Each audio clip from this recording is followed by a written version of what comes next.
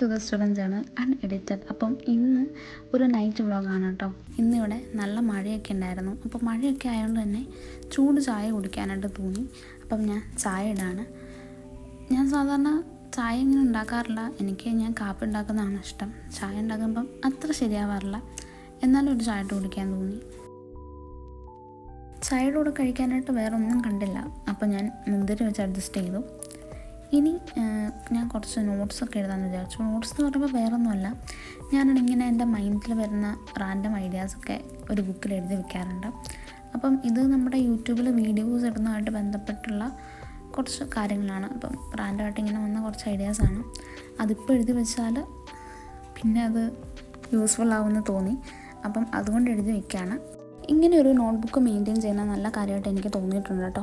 കാരണം നമുക്ക് എന്തെങ്കിലും ഒരു കാര്യം ചെയ്യേണ്ട സമയത്ത് പെട്ടെന്ന് ഈ ഒരു ബുക്ക് തുറന്ന് നോക്കുമ്പോൾ നമുക്ക് പ്രത്യേകിച്ച് ഒരു ഐഡിയാസ് ഒന്നും ഇല്ലാത്തൊരു ടൈമാണെങ്കിൽ ഇത് നമുക്ക് ഒരുപാട് ഹെൽപ്ഫുള്ളാകും. അതിപ്പം നമുക്ക് പഠിക്കുന്ന കാര്യങ്ങളിലായാലും എന്തെങ്കിലുമൊക്കെ പ്ലാൻസോ ഐഡിയാസ് ഉണ്ടെങ്കിൽ ഇതുപോലെ ജോട്ട് ഡൗൺ ചെയ്ത് വെച്ചാൽ അത് പിന്നീടായിരിക്കും നമുക്ക് ഹെൽപ്ഫുള്ളാവുക.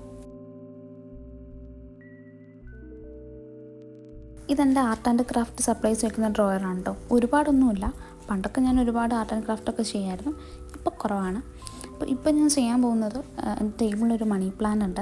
അപ്പം അതിന് കയറി പോകാനായിട്ട് ഒരു റോപ്പ് പോലെ ഉണ്ടാക്കണം. അപ്പം അതിന് ഞാൻ യെല്ലോ കളർ വൂളൻ ത്രെഡ്സ് എടുത്തിട്ടുണ്ട്. അത് എന്നിട്ട് ഇങ്ങനെ വെറുതെ ബ്രെയ്ഡ് ചെയ്ത് ഇങ്ങനെ ഒന്ന് കെട്ടി വെച്ച് കൊടുത്താൽ ആ പ്ലാന്റിന് കയറി പോകാമെന്ന് വിചാരിച്ചു. ഇപ്പോൾ അതാ ഇങ്ങനെയാണ് ഇരിക്കുന്നത്. അതൊട്ടും ശരിയായിട്ട് എനിക്ക് തോന്നിയില്ല.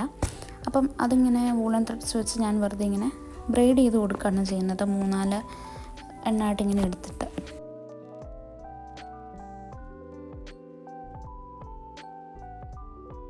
ബ്രെയ്ഡ് ചെയ്തെടുത്തിട്ടുള്ള വൂളൻ ത്രെഡ് ഞാനിങ്ങനെ അറ്റാച്ച് ചെയ്ത് കൊടുത്തിട്ടുണ്ട്. അപ്പം ഇങ്ങനെ ആകുമ്പം ആ പ്ലാന്റിന് ഇങ്ങനെ അത് വളരുമ്പോൾ കയറി പോകാനായിട്ട് സപ്പോർട്ടായിട്ടിരിക്കുമല്ലോ. അപ്പോൾ അതുകൊണ്ടാണ് ഇങ്ങനെ ചെയ്തത്.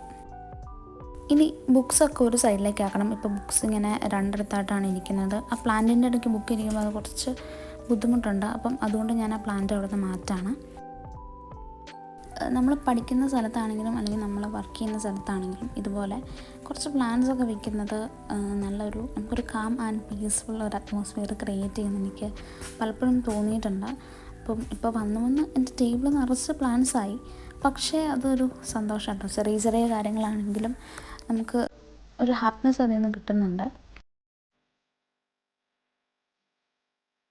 അതിനുശേഷം ഡിന്നർ കഴിക്കാൻ പോയി. ഞാൻ വീഡിയോ എടുക്കാനായിട്ട് വിട്ടുപോയി. ഇനി കുറച്ച് പണിയുണ്ട്.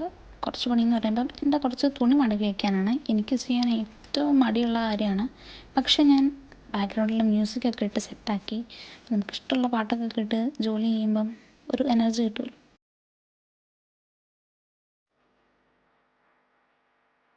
എന്തെങ്കിലുമൊക്കെ ജോലി ചെയ്യുമ്പം പാട്ടൊക്കെ കേട്ട് ചെയ്യുകയാണെങ്കിൽ പെട്ടെന്ന് ജോലി തീരുന്ന പോലെ എനിക്ക് തോന്നാറുണ്ട് കേട്ടോ. ഇനി കുറച്ച് നേരം ബുക്ക് വായിക്കാമെന്ന് വിചാരിച്ചു. അപ്പം ഞാൻ ഡെയിലി ഇങ്ങനെ കുറേ നേരം ഇരുന്ന് വായിക്കുന്ന ആളൊന്നുമല്ല. ഒരു 10 പേജസ് അല്ലെങ്കിൽ 20 പേജസ് വായിക്കാൻ നല്ല മൂഡുണ്ടെങ്കിൽ 20 പേജസ് വായിക്കും, ഇല്ലെങ്കിൽ 10 പേജസ്. ഒരുപാട് സ്ട്രെസ് ചെയ്യാത്ത എന്താണെന്ന് വെച്ചാൽ നമ്മൾ ഒത്തിരി സ്ട്രെസ് ചെയ്താൽ നമുക്ക് ആ ഹാബിറ്റ് പിന്നെ കണ്ടിന്യൂ ചെയ്യാനായിട്ട് തോന്നില്ല. അതുകൊണ്ടാണ്. അപ്പം ഇതാണ് ഞാനിന്ന് വായിച്ച ചാപ്റ്ററിൻ്റെ സമ്മറി. ഇനി ഫസ്റ്റ് ലോ ആണ് കേട്ടോ. ഞാൻ വായിക്കുന്ന ബുക്ക് അറ്റോമിക് ഹാബിറ്റ്സ് ആണ്. അപ്പം ഇതൊരു ബിഗിനർ ഫ്രണ്ട്ലി ആയിട്ടുള്ള ഒരു ബുക്കായിട്ട് എനിക്ക് തോന്നി.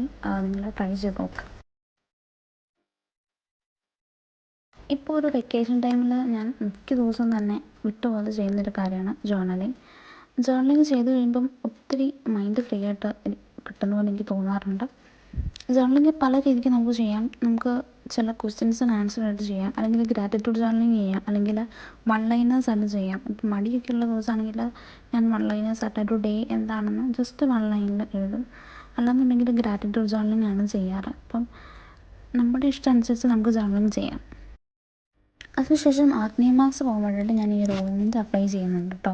ഇത് എനിക്ക് ഡെർമറ്റോളജിസ്റ്റ് പ്രിസ്ക്രൈബ് ചെയ്തെന്ന ഓയിൻമെൻറ്റാണ്.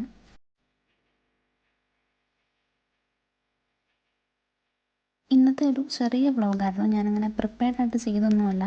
അപ്പോൾ എല്ലാവർക്കും ഇഷ്ടപ്പെട്ടു എന്ന് വിചാരിക്കുന്നു. Thanks for watching. Bye bye.